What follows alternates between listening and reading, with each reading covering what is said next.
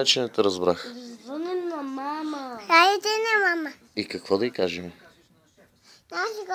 Ще пусна на висок говорител. И?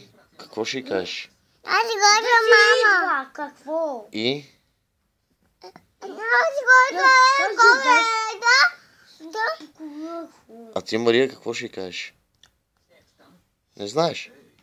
Нищо, тя не знае какво да й каже, затова няма да звъним. Кой е? Аз каза. Кой ще каже сега от двамата? Аз. Кой? Аз си Кой ще каже? Аз си Мими. Бъде Но само и... Там бъде и меме Само един може да говори. Кой от двамата? Кой от двамата? И какво ще й кажеш, Мария? Абе, само тя. А?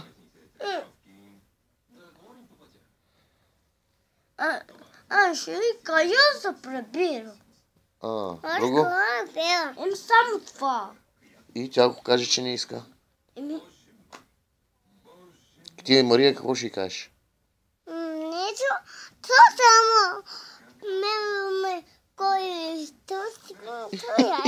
Добре. абе, зай. Не, Ами нямам високо говорител аз. Дай аз да видя. той е села. Тате, дай да видя.